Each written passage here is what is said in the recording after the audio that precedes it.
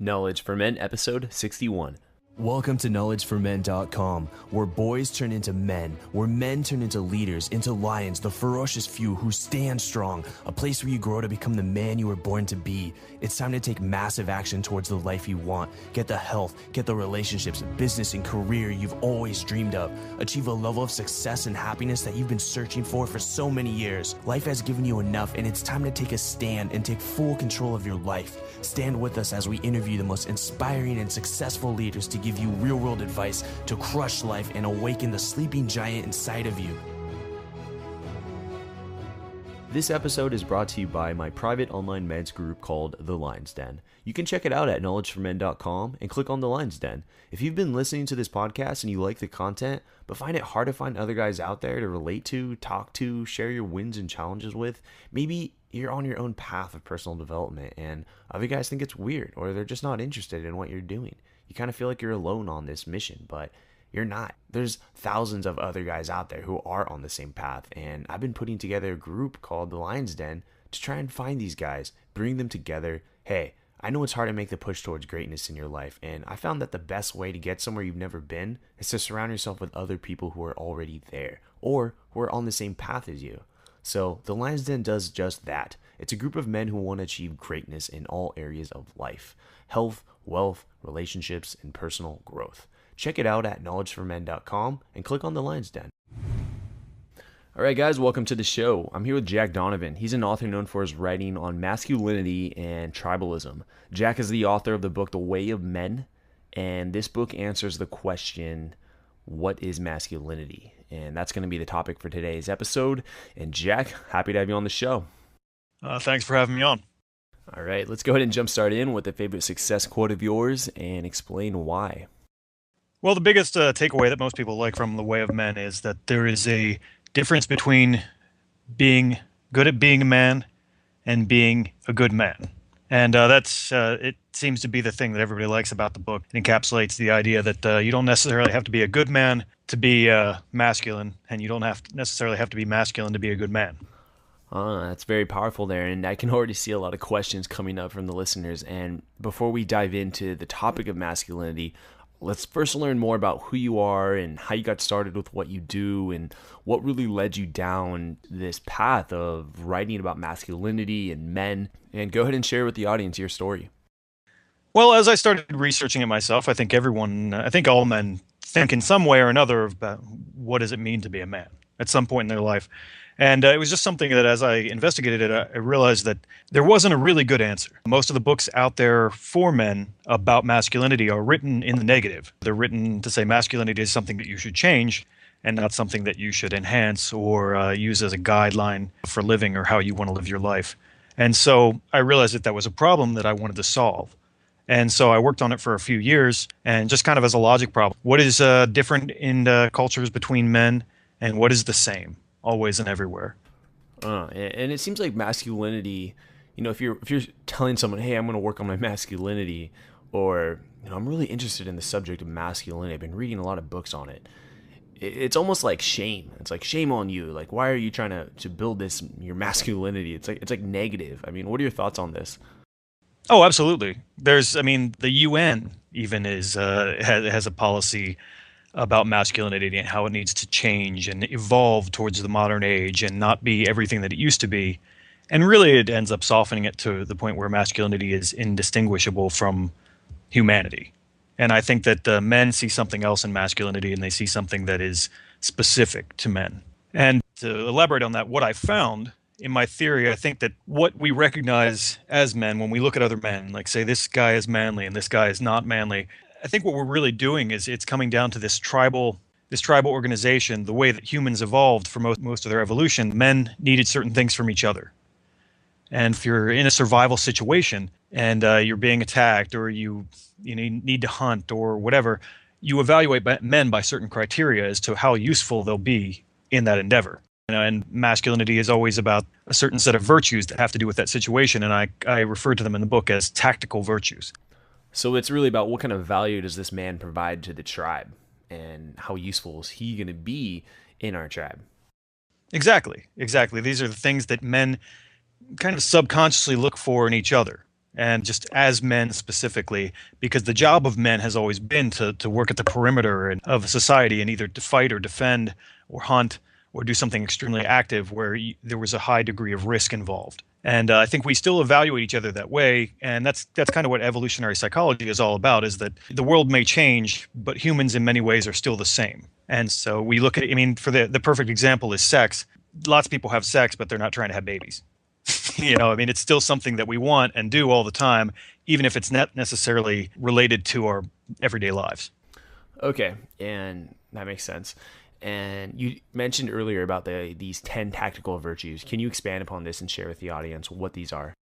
Yeah, absolutely. The tactical virtues, the first one is obvious, I think, and hard to argue with. The first one is strength. And that could mean a lot of things, but physical strength is a defining characteristic that separates men from women.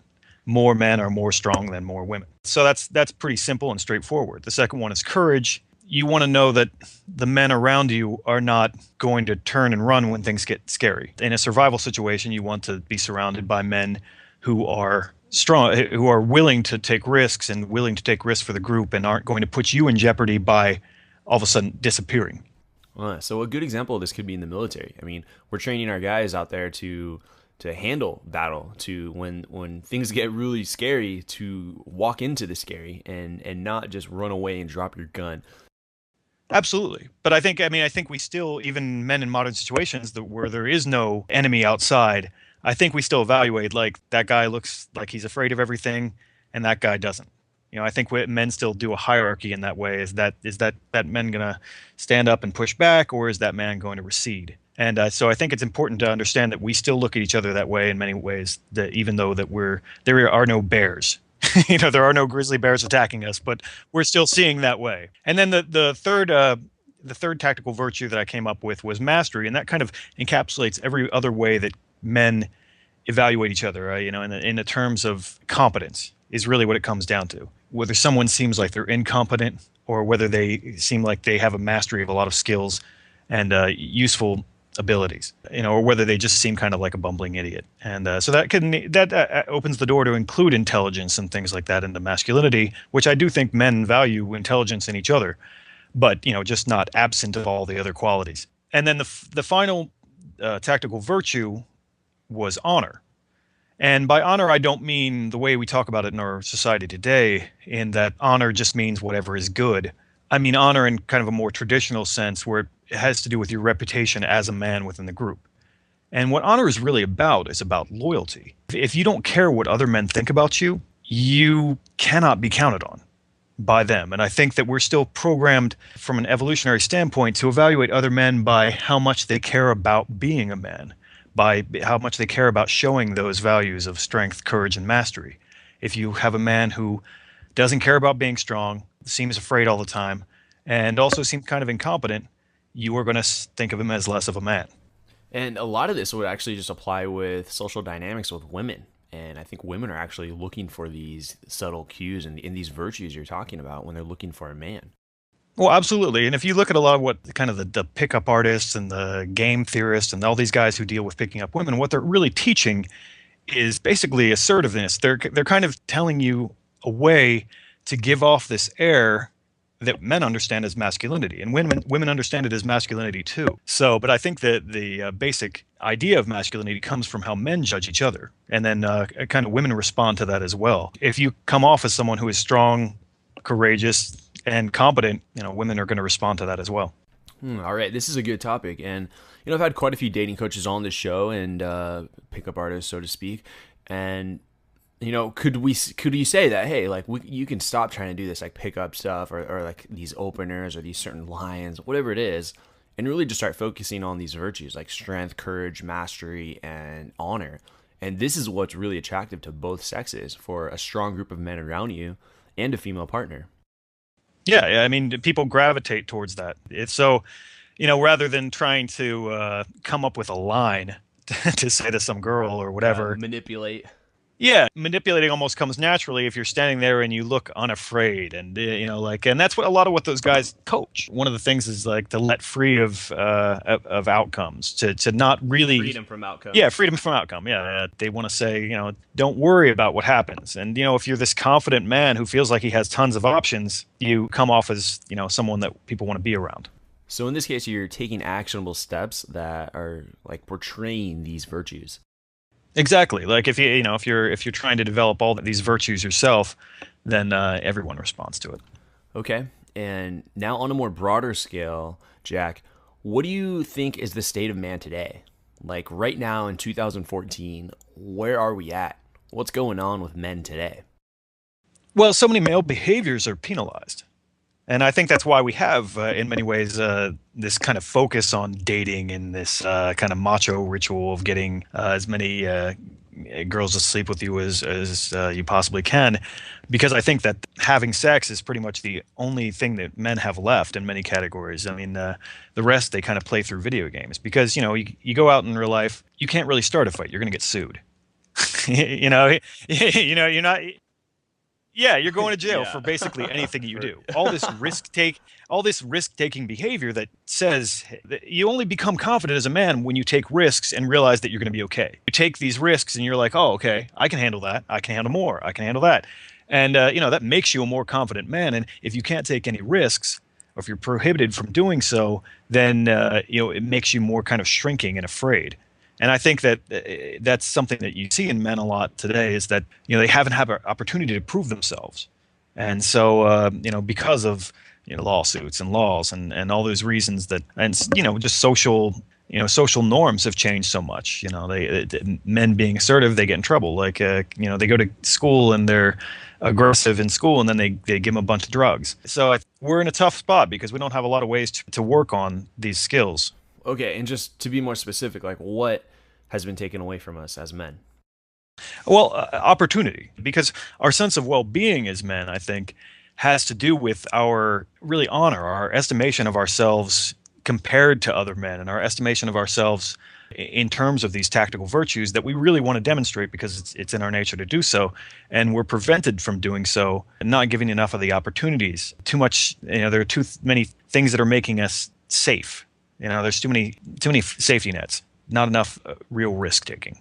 And I think that that's what we're kind of being deprived of in this overcomplicated society.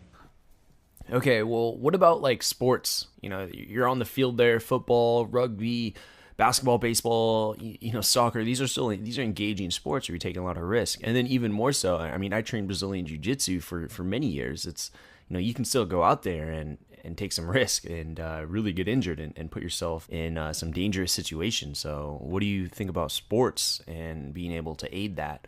Or is it that men just simply aren't engaging in these enough like they used to be? Exactly. Well, I talked about sports a little bit in my book, and sports is this kind of vicarious, pleasure for the spectators, where they get to see other men take risks, and for the people playing it, they're taking a measured amount of risk. But even with things like you see the debates in football about men, like, oh, we shouldn't maybe do this when they're kids because they could get hurt, and so there's just more and more this ongoing reduction of risk. But and in terms of video games, they're a great example of men still trying to do these same things: strength, courage, mastery, and honor. But they're doing them at home in this super safe environment.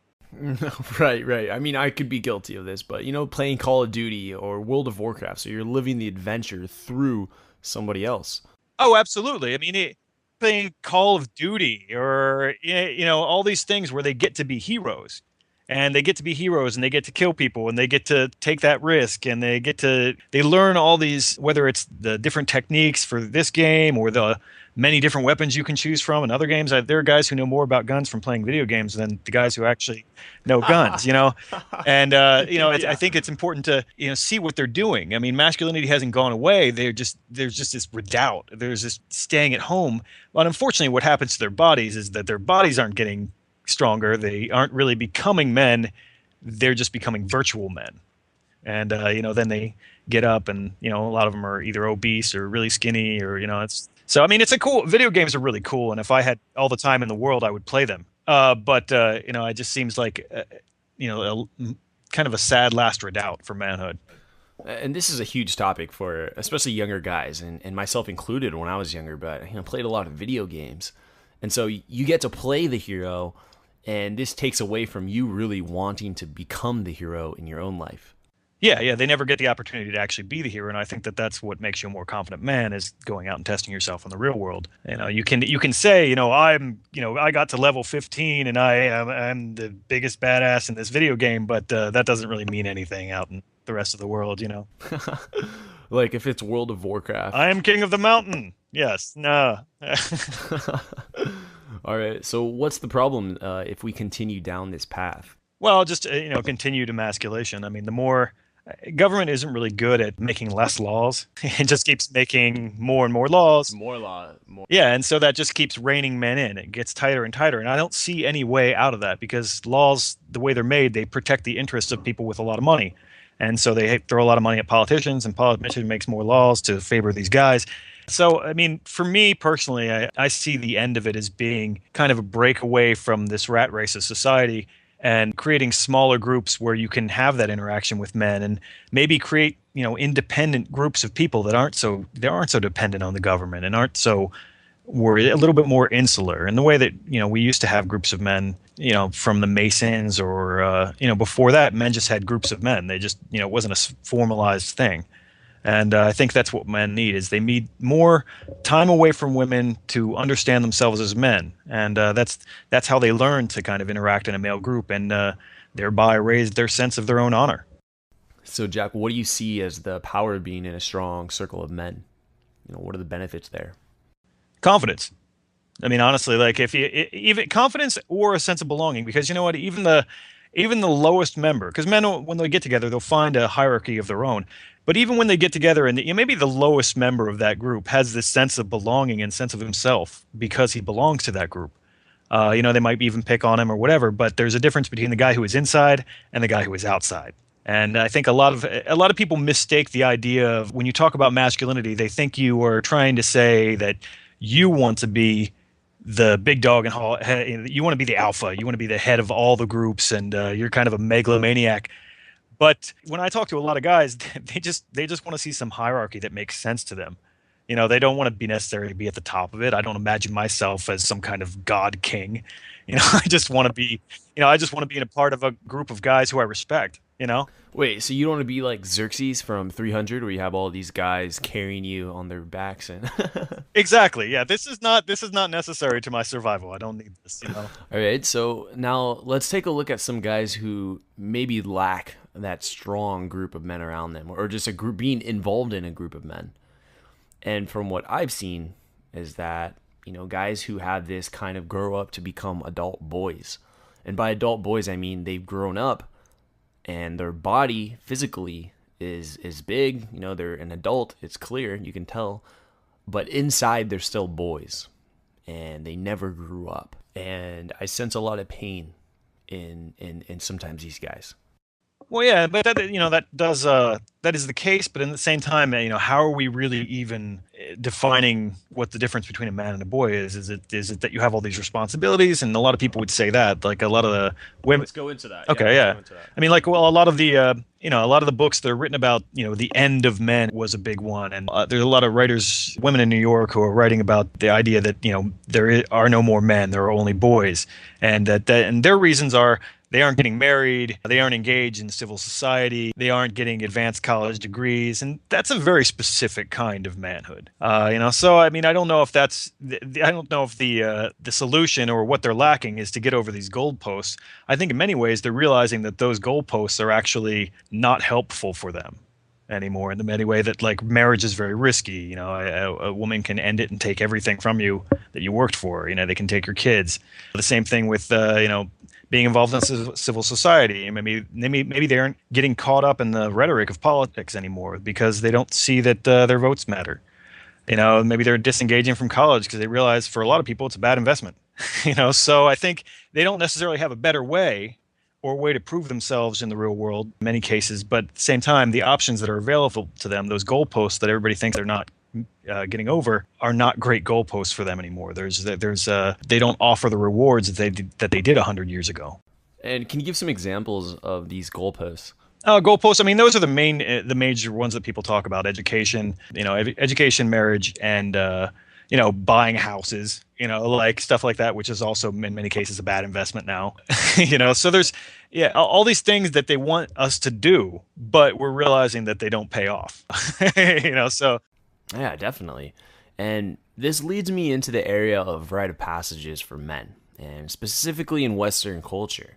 What are the rite of passages in our society?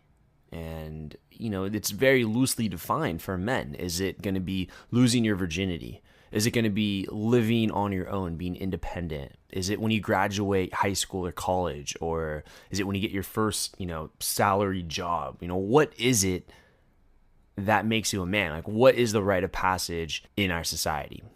Well, there really isn't. As people were identifying this several decades ago, there was a movement, a men's movement in the 80s and early 90s, and they're saying men don't have any rites of passages. But the thing is, when they said, "Hey, let's create one," they got shouted down as sexist. And the idea of feminism is that there shouldn't be different roles for men and women. And so, having some kind of initiatory process into being a man suggests that being a man is being different from a woman.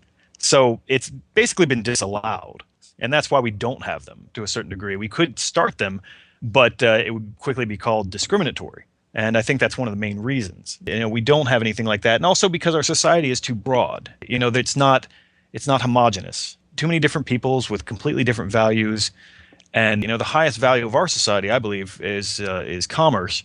And that you don't need an initiation into commerce. You just have to make a lot of money. It's not like getting initiated as a hunter.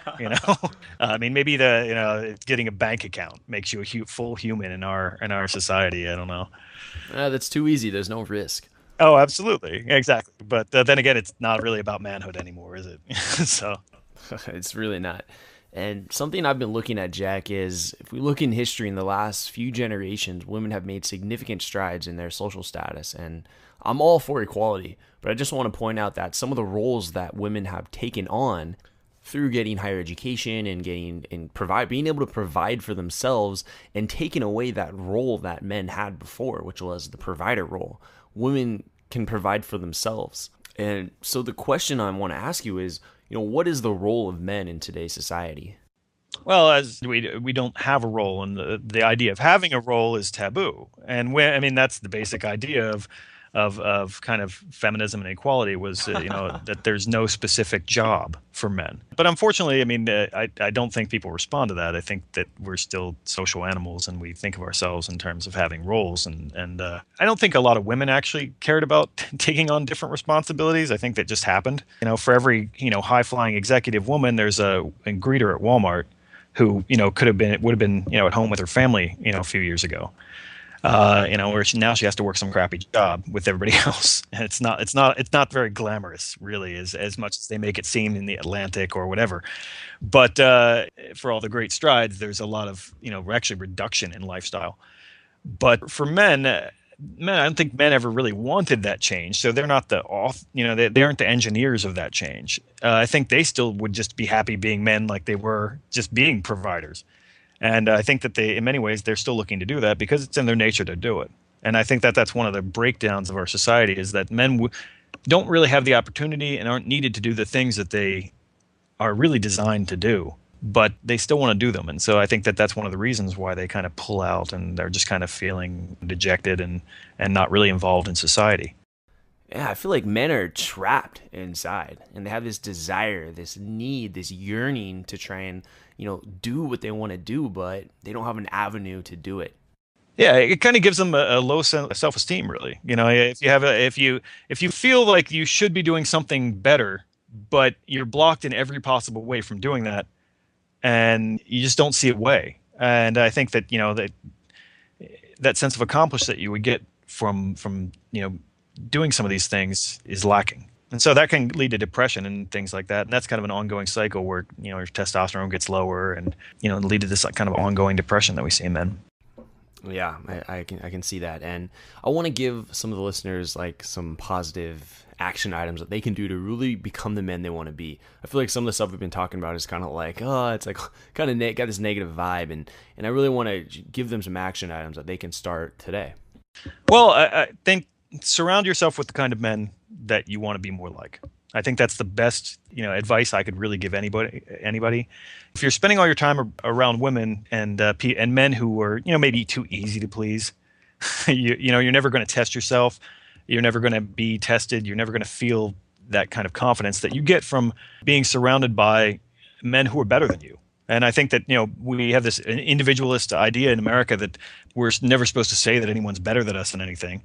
And that's just not the case. And I think understanding where you are in a group of men, and that changes with the group of men, is very important. And I think that that's the first step. Surround yourself with a bunch of men, and I think that you're men that you admire, and your own self-esteem is going to raise. I like that you said, you can be just in a group in general. It could be like an entrepreneurial group, it could be a sports club, whatever. And there are men there that are going to challenge you, that are going to test you. I like that. I wanted to point that out. And when you said, being around men who aren't easy to please, I appreciate that as well. And when guys call you out and are very straight with you, I think those are really good qualities, and those are good people to be around. Well, absolutely. And one of the things is that I want to make clear that, it doesn't have to be some formal men's group, because in many ways those are kind of traps in their own. They're kind of like an AA for men. And you don't want to be like that Fight Club group, like we are remaining men together kind of therapy thing. I think that that's unhelpful in many cases. But, if it's kind of an informal group of guys that that you look to for response, whether it be guys at a gym or something like that, who will challenge you, like we were talking about. I mean, I think that that's the main thing, is like we're so used to getting all this affirmation from everybody everywhere, whether it's a customer, as a customer, as a son, as, a Facebook user. We're used to getting all these likes. And, when someone comes and says, that's really not good enough, is what's going to push you to the next level. Yeah, like you could do better, or you're capable of more. I think there's more inside of you, stuff like that. Yeah. Or you could do better. I mean, they don't have to be jerks. Yeah, they don't have to be jerks. I think jerks are like kind of just trying to push you down so that they could stay on top. Right.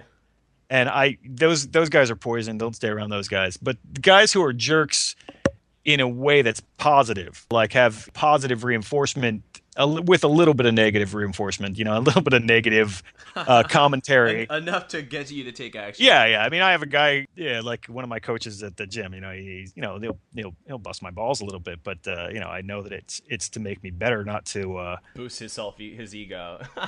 Because his ego is already through the roof. He doesn't need that. And those are the kind of men you want to be around, is that who don't need you to like prop them up, but are trying to bring you up with them. Right. And you mentioned something earlier as formal men's groups as being possibly damaging to you. Can you explain more about that?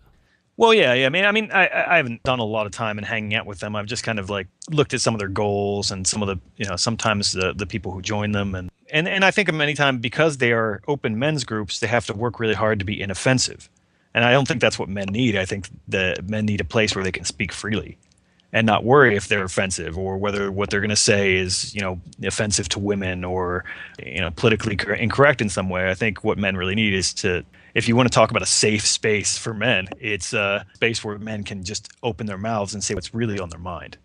And I think in many cases that's not the situation with a group that's targeted in a particular way. I think it's better to have a group of friends who you can really be real with than some kind of a therapy group that's trying to like manipulate you in a particular direction.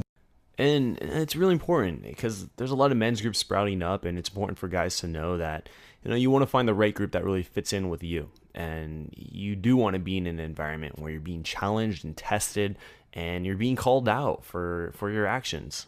And I think that's how men operate. There's no beating around the bush. Just tell me how it is. Tell it like it is. Be real and go deep. So I'm glad that we touched on that. And Jack, it's now time that we enter the knowledge round. Are you ready? Okay, I'll give it a try. I feel challenged. Well, it's going to be good for you. All right, I want to give you more details about the Lion's Den. It's a private Facebook group where you post your goals in health, wealth, relationships, and personal growth. The guys hold you accountable, and you have a place where you can get instant feedback from other high-performing men from around the world. You can get more details at knowledgeformen.com and click on the Lions Den. There's men's coaches in there, there's dating coaches, fitness coaches, millionaires, guys with startups, guys who just graduated college and are happy to be surrounded by so many guys just making it happen for themselves. There's fathers in there, military personnel, and just all walks of life from all over the world. 70 guys strong right now and growing every day. But the one thing that we all have in common is that we just want to achieve greatness. We want to push ourselves. We want to challenge ourselves. We want to really just become the men we want to become and do it not alone. We don't want to do this journey, take this path alone. We want to do it together with other men. And that's what I find so powerful about this group. We also do monthly Google Hangouts, which is sort of like an online meetup with about 12 guys in each hangout. So you can meet all these guys and build stronger relationships with other high-performing men. And there's also a structure to each hangout. Guys, this group only costs $19 a month for a limited time. You can get more details, and you can set up a consultation with me at knowledgeformen.com and click on the Lions Den and get started from there. Welcome to the Knowledge Round, where the guests will be asked rapid-fire questions to give the audience invaluable pieces of wisdom to help transform their lives. Starting in 3, 2, 1, showtime. All right, Jack, how would you explain being a man to an 18-year-old? Strength, courage, mastery, and honor. Start there. Short and sweet, I like it. And Jack, what advice would you give to someone who's feeling lost or unsure of their purpose? Read The Way of Men.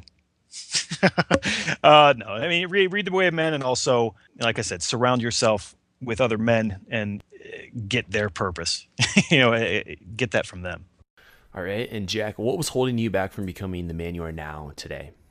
Oh, it's a constant struggle, and it should be. Manhood isn't a destination. It's a journey. It's an ongoing process. You can't rest on your laurels. You have to keep pushing yourself, and that's when people respect you. So, the things that have pushed me back are the things that push other men back. Fear of judgment, fear of being excluded, and the social things that are keeping us from experiencing manhood as we really want to. Right. And Jack, can you name a person who's had a tremendous impact on your life? Maybe a mentor? What did he or she say to you that really had that impact on you? Well, one of my mentors, I would say, was one of my best friends, and he put me in a position where he challenged me for years. I had a job doing exercise equipment delivery, and I didn't even know how to use tools at that point. And he would just bust my balls every day. But over a few years, we became best friends. What I learned from him is that one of the reasons that men aren't supposed to whine is that the other guy is experiencing the same thing. You want to lift the group up, and if someone's depending on you, you need to just get your job done. And you need to do what you need to do and not worry about your feelings. And I think that's we were encouraged to express our feelings and so much, a little bit too much in society today. And maybe sometimes you just need to shut up and do what you need to do. And I think that was a good lesson that I learned from my buddy Jesse over the years. And we used to carry really heavy things together, and I think that taught me a lot about manhood itself. When you have a really heavy thing and you're on a set of stairs, we used to carry treadmills, and if one of you could fall down the stairs and break his back, things matter. It doesn't matter if your hands hurt. It doesn't matter if your hands hurt. It doesn't matter if you're not feeling good that day. It doesn't matter if you have a hangover. You just do it. And, you do whatever needs to do so that you aren't letting your buddy down. And I think that's one of the things that really is what manhood is about. I like that. And Jack, let's go into 3 of your most influential books and why. Let's see. Well, one of the most influential books in The Way of Men was a book called Demonic Males, or the Demonic Male. And it had to do with, it was kind of from an evolutionary perspective. It talked about chimpanzees and bonobos and different perspectives that those groups have in regards to how many resources they have as to how violent they are. So it was a really interesting discussion, and it was cool because it was written by people who really didn't want to find out what they were finding. They really didn't want this part of the nature of men to have to do with something violent. They wanted to find something better, more peaceful, and it sounds better, but they found what they found. And so I think that was a really great book. My second most influential book, and I try to use it when I write because it's really written in aphorisms almost, is the Hagakure, which is a Japanese book written by a samurai who was not allowed to kill himself, as was expected in his time, or at least hoped for. And it's written with this great sense of humor about what it is to be masculine and what it is to be a warrior. And it's just straightforward, and it doesn't. So much writing today, everyone wants to make a million footnotes and prove how smart they are and how many things they Wikipedia'd. And this is just like, this is how I feel right now. And I think that has that kind of writing and thinking and talking has a lot more value than in many cases than someone who's trying to prove to you how smart they are. You mentioned live in the moment and live in the age that they're living in right now. Beyond that, I would say, just generally speaking, the classics like the Iliad and so forth. I think that whenever you hear that masculinity is caused by video games or movies or the media, I like to remind people of a book like the Iliad, or another book that I referenced in the book was one of the first books ever written. And all those books have to do with adventure and masculinity, and men are the same in those books as they want to be now. The book that I was talking about, I was spaced on it for a second, was the Epic of Gilgamesh, which is I referenced it in The Way of Men, and it is in very many. It's the conversation that we're having right now. To a certain extent, the main Gilgamesh has this issue of what's too much civilization and what's not enough. What is the soft life better, or would I rather be out running, and how will I make a name for myself, and how will I be a great man?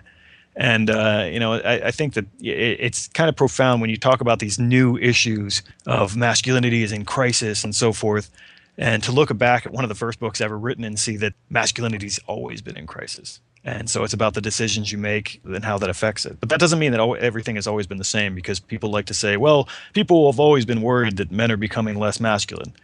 Well, that doesn't mean that it's always been equally true or untrue. I think it is fair to say that men are losing a masculine aspect of themselves today in a way that they weren't maybe in Homer's time.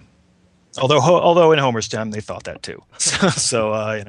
It's men have always thought that, but that doesn't mean that one of the hoplites is equally masculine to the guy playing video games. I think there is a difference. Yeah, and that journey, that story that you're talking about is really the hero's journey. Yeah. If we look at, Star Wars, Lord of the Rings, Harry Potter, and then look at even like biblical scriptures, it doesn't matter what religion, all the religions have these stories of a hero. And it's about the hero, starting out as some sort of apprentice. He's learning there's a problem. He undergoes challenges and goes on this journey, and then comes back a completely different person. Has, he's learned some new skills, or he's completely transformed. And those are the stories that, we can all relate to. And I think that's the core of why we love storytelling right there.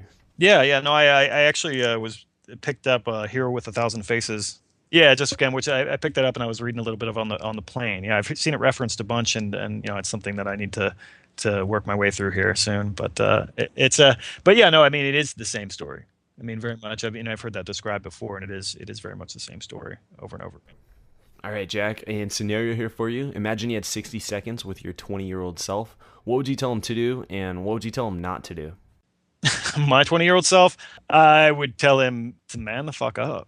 I would tell him to stop chasing, not be so concerned with the things of modernity like fashion and art and so forth, and really stop running away from groups of men and maybe get back to them. And that when I was a young kid, I thought that masculinity was dumb. I thought that all the things that people were told, and it took me until I was in my early 30s to realize that I was missing something. So I would tell them to go back and look at what you're missing. All right. And what's one underrated characteristic that you think, every man should work on? And if they did, they'd see massive results in their life. Well, honor, because in America, that's what men need individually, because we're so spaced out from each other in our lives. We have very little time for each other. And Americans believe themselves to be these kind of rugged individualists. And in many ways, that's just a way to hide from the judgment of other men. And so I think that it's too easy to make yourself a cool guy in your own head. And I think that it's scary to be judged by other men. And I think that that's what men need to do. All right. And Jack, what's your philosophy on life? My philosophy on life. Well, it has to do with philosophy has to do with what you think is good. So for me, I think we're losing what is good, and I think I would like to see a world where the masculine virtues of strength, courage, mastery, and honor were held in higher esteem than they are today. And so that's kind of what I'm working towards. That's what I think is good. All right, Jack, I like it. And now let's go into what's exciting you today. Like, what are you currently working on, Jack? Oh yeah, I'm pulling together a book of essays. I was actually doing the introduction this morning, and that kind of compiles the. It's going to be called A Sky Without Eagles, and it's probably going to come out in the next month.